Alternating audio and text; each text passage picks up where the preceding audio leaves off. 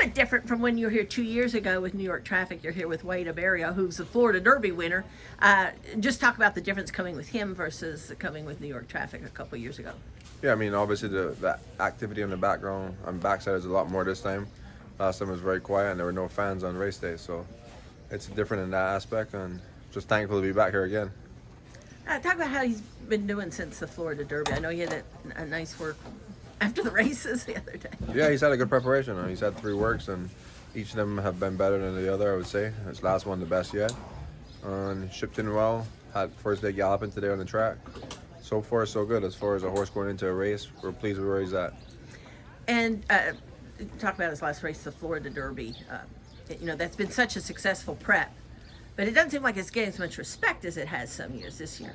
Yeah, I mean, I think there's a lot of preps after, and people in this kind of game is who's more relevant as far as who just happened, and his prep was worked out good. You see what Simplification came back and won the Holy Bull even before that, and Modonaldo came back to win the Wood after, so it's strong. He's held good forms in all his races, and he's a horse that's getting better in my opinion, and it's a competitive derby. There's probably 7, 8 horses that could win it. We hope either one of those that can win it. I'm looking at his butt there in the stall, and man, he's got some dapples on him, and he's carrying some flesh, huh? Yeah, he's doing well. I mean, he's carrying good weight. He's not never overly big, robust horse, but he's growing. Like I was telling the owner, from November to now, he's grew a lot. That's what you want. His races has improved as form-wise and the numbers, and I think physically he's changed in front of our eyes also. And how do you see the race shaping up? You mentioned there are about 7 horses you think that have a great shot to win it, but just from a pace standpoint and where people drew. I mean, the Derby, you always think of a faster run race than normal. I think most people drew pretty good. Modonaldo drew the 1, which is never a good hole. But his style, it may not compromise him as much. I mean, he's going to come from behind anyway. So as far as pace scenario, you don't know what's going to happen. I mean, the main thing is we want to break well, and I thought we drew well enough to break well and get into a good spot. But the break's crucial for everyone in the race. Everyone is going to try to break well, and they're going to go, basically. And after that, it's up to Tyler, our jockey, to decide where he needs to be on White Abarrio to run his race. Well, another horse you beat last time was Classic Causeway, the Tampa Bay Derby winner, and he's kind of an X factor from a pace scenario, I would think, in this race. I mean, it adds some more pace, which would be good for you. Yeah, most definitely. He's Classic Causeway. You think of him as being a front runner in his last few races. He was disappointed last time. Reading the articles, he said Brian couldn't really come up with much, so he's giving him another try. You would think he would be 40th place, or maybe this time they might take him back. Who knows? We just try to study our horse, basically, and we can't kind of assume what someone else is going to do. We got to just ride our race and play as it goes.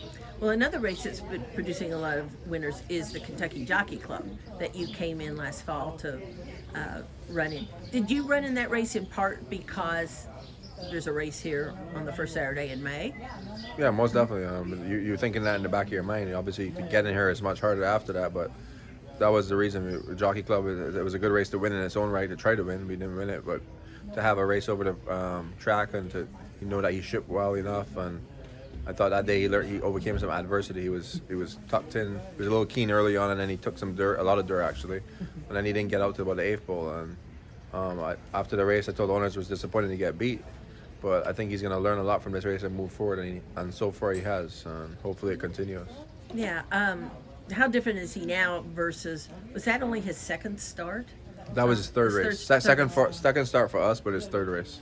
And how different is he as a horse now than he was when you brought him to Churchill before? I think he's changed a lot. Like he keeps growing. He keeps getting taller and taller, and mentally he's always been pretty sound mentally. Like he's a horse that handles a lot, but I think he's changed for the betterment. On a handicapping standpoint, his races have got faster, and that's what we want to see from 2 to 3.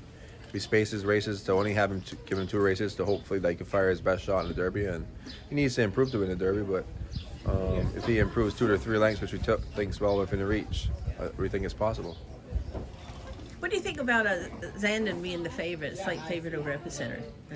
I mean, it's such a competitive Derby. Zandon, again, he's a relevant horse. He won the Bluegrass very impressively, and And it's hard to say that to make him favorite over Epicenter. Epicenter beat him soundly in the race before when they met. Epicenter obviously, I mean, Zan and that they broke slowly, but favorite, whoever is favorite between them doesn't really bother me. I'm concerned about my horse, but they're both good horses in their own rights.